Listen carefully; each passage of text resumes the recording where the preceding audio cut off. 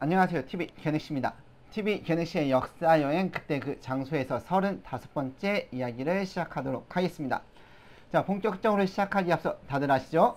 구독, 좋아요, 알림 설정은 저의 피와 살이 됩니다. 사랑합니다. 자, 일주일 만에 뵙는데 굉장히 오랜만에 뵙는 것 같습니다. 자, 이제부터 TV 개넥시의 역사여행 꾸준히 일주일에 한 번씩 업로드 하도록 하겠습니다. 이번에 봄 개편을 맞이해서 이 역사여행도 약간의 컨셉의 변화가 있습니다. 그동안은 그 주위에 벌어진 역사적 사건, 즉 날짜 중심으로 제가 이야기를 풀어봤는데, 이제는 사건 중심 또는 인물 중심으로 이야기를 풀어가도록 하겠습니다. 이렇게 바뀐 이유는 이제 제가 날짜별로 한 지 1년 가까이 돼가는데 이제 소재 선정에 약간 어려움이 있어서 이렇게 바꾼 거니까 양해 부탁드리도록 하겠습니다. 그 대신 더 좋은 영상으로 찾아뵙도록 하겠습니다. 자, 오늘 제가 오프닝에서 보여드린 곳은 국립고궁박물관입니다. 바로 지금 경복궁 바로 옆에 있는 박물관인데, 그리고 그 다음에 보여드린 사진은 이 박물관 안에 보관되어 있는 마패와 한 책자를 제가 보여드렸습니다. 자, 이 마패는 원래 그 지방에 출장 가는 관원들이 말을 빌려 쓸 수 있도록 그 허용하는 패입니다. 그게 마패인데, 지금 저희는 이제 인식에는 암행어사의 상징으로 이 마패를 인식을 하고 있습니다. 자, 그거는 뭐 옛날 그 드라마 춘향전 같은 데에서 암행어사 출동을 하면서 이렇게 마패를 보여주는 막 이러한 장면이 그러한데 더 요인으로 작용했을 것 같기도 한데, 이제 또 다른 측면에서 살펴보면 이 암행어사는 출발하기 전에 왕에게 밀지를 받고, 즉 이게 해야 될 임무와 지역, 이 밀지를 받고 그 다음에 이 마패를 받고 이제 다음날 아침에 바로 출발하는 것이 그냥 관례였다고 합니다. 때문에 이 마패, 그러니까 이 암행어사의 신분을 증명할 게 이 밀지와 앞에 정도밖에 없다고 해도 과언이 아니니까 이 마패가 신분 대용으로 사용한 것도 어느 정도 이해가 되긴 합니다. 그리고 제가 앞에 오프닝 사진에서 그 어떤 책자를 보여드렸는데, 그거 자세히 보신 분은 아시겠지만 이 마패를 도장처럼 사용하기도 했습니다. 지금 저희 인식에는 마패하면 암행어사, 암행어사 하면 박문수가 떠오르죠. 그래서 오늘 이 박문수에 대해서 이야기를 해보려고 합니다. 자, 지금부터 시작하려고 하는데, 제가 오늘 이야기를 어떤 식으로 풀어갈 거냐. 자, 실록에 있는 기사를 중심으로 그 내용을 살펴보면서 풀어가도록 하겠습니다. 자, 실록에 영조 32년 4월 24일 영성군 박문수의 졸기라는 기사가 있습니다. 요 기사 내용을 살펴보면, 영성군 박문수가 졸하였다.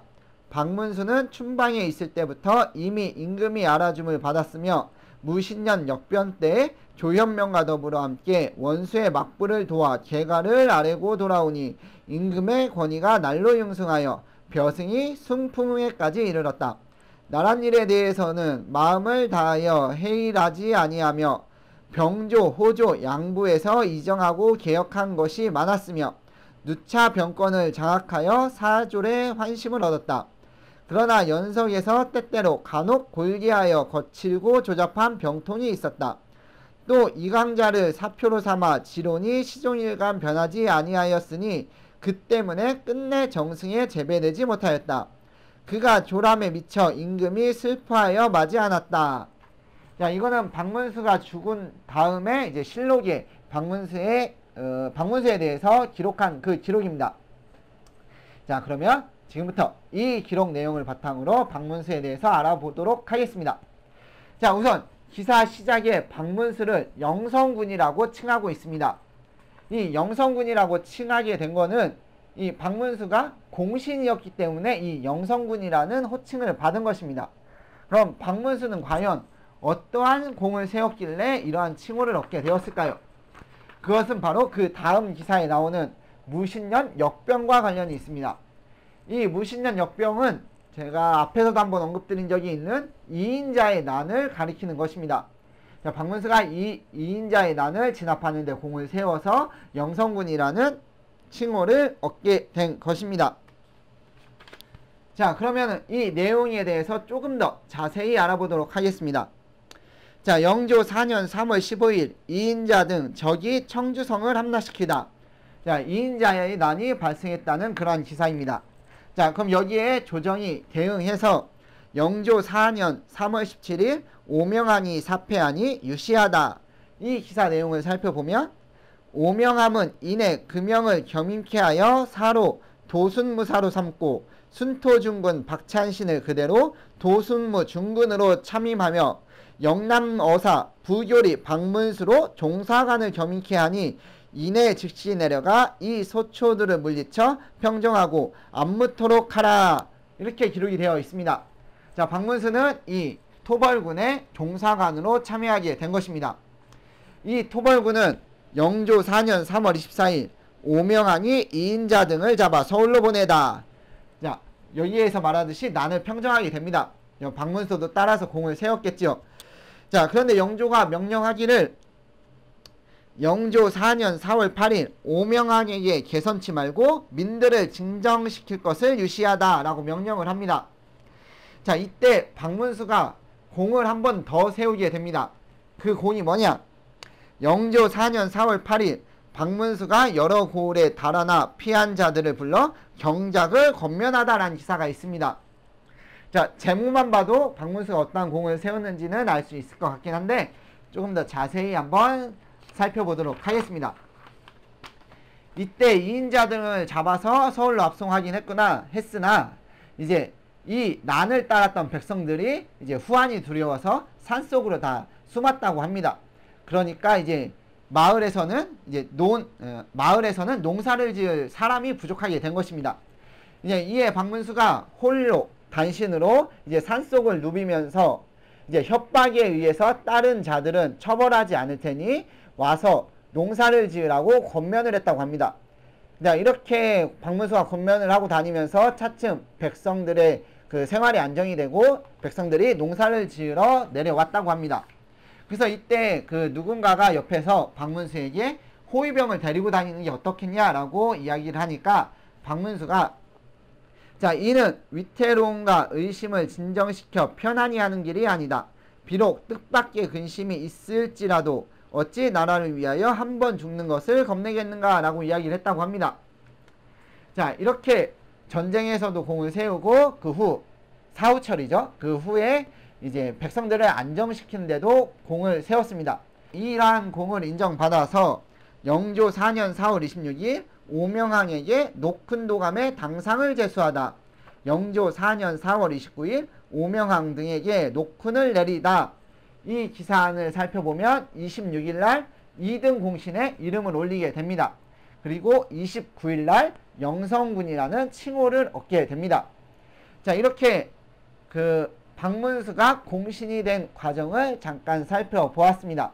자, 여기서 저 뒤에 나올 내용과 연관되어 있는 부분을 잠깐 설명하고 다음 내용으로 넘어가도록 하겠습니다. 제가 예전에 붕당정치를 말씀드릴 때 이 이인자의 난은 강경한 소론이 난을 일으켰고 온건한 소론이 이를 진압했다라고 말씀을 드렸습니다. 자, 박문수가 이 온건파 소론에 속하는 인물입니다. 그래서 이게 난을 평정하는데 참여하게 됐던 거고 공을 세운 것입니다. 자, 이 부분은 저 뒤에 또 다룰 예정이니까 뒤에서 더 말씀드리도록 하고 이제 다음 기사 내용으로 넘어가도록 하겠습니다.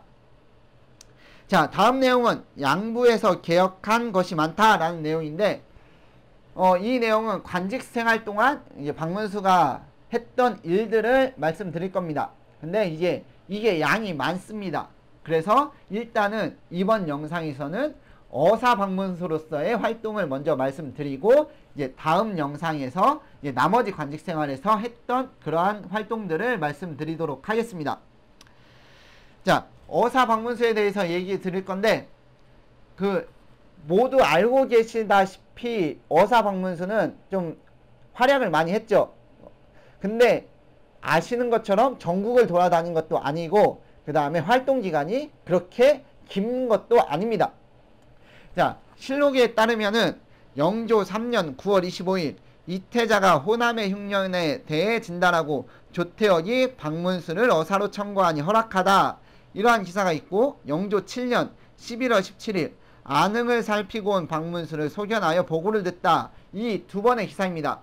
특히나 그 첫 번째 영조 3년 9월 25일 날 어사로 갔는데 제가 앞에서도 말씀드렸듯이 영조 4년 3월 17일 토벌군으로 참여를 하게 됩니다. 그러면 활동기간이 상당히 짧은 거죠.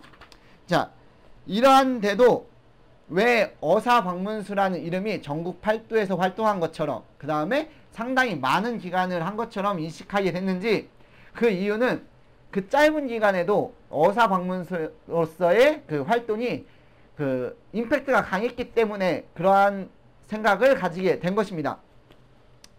자, 박문수가 일화가 여러 가지가 있습니다. 근데 그 중에서 오늘은 시간 관계상 가장 유명한 일화 하나를 언급하고 이제 이번 영상을 마무리 짓도록 하겠습니다.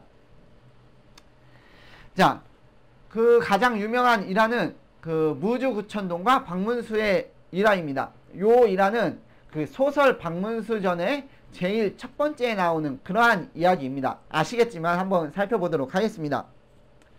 자, 박문수가 덕유산 일대를 헤매고 다녔는데 어느 마을에 도착을 하게 됐습니다. 이때 이제 하룻밤을 묵기 위해서 묵을 집을 찾다가 다른 집들은 다 불들이 꺼져 있는데 불이 켜져 있는 한 집을 발견했습니다. 그래서 좀 하루 신세를 지기 위해서 들어갔는데 안에서 들리는 소리가 아들이 아버지한테 죽여달라고 얘기를 하고 있고 아버지는 칼을 들고 아들을 죽이려고 하는 상황이 벌어진 것입니다. 이를 본 박문수는 바로 뛰쳐들어가 말리고 연유를 물어보니 그 아버지가 이렇게 얘기를 합니다. 자, 본인의 이름은 구재서인데 자, 이곳에 잠깐 요양차 왔다가 마음에 들어서 이곳에 눌러 살게 되었다고 합니다. 그러나 이제 같은 마을에 천석두라는 부자가 있는데 이 부자가 구재서를 시기, 비판, 그 다음에 질투, 뭐 이렇게 못살게 굴었다고 합니다. 자, 그러다가 이 천석두라는 인물이 이 구재서라는 아들이 본인의 며느리를 떼어내려고 한다라고 거짓 소문을 퍼뜨렸다고 합니다.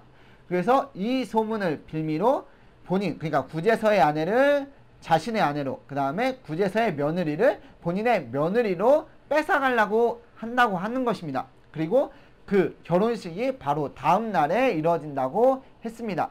그래서 박문수가 아니 그러면은 관아에 고발하면 어떻겠냐라고 얘기를 했지만 이 동네는 천씨들이 모여 사는 곳이라 본인이 관아에 얘기해도 아무 소용이 없다 이렇게 얘기를 했습니다. 그래서 박문수는 알았다고 하고 일단 진정을 시키고 이른 새벽에 이제 무주부 동원으로 가서 이제 사또에게 광대 4명을 이제 뽑습니다. 불러오라고 해서 뽑습니다. 그래서 이제 광대에게 각각 뭐 황색, 청색, 그 다음에 흑색, 백색 이 옷을 입히고 이 광대들을 데리고 그 결혼식장이 벌어지는 곳으로 갑니다.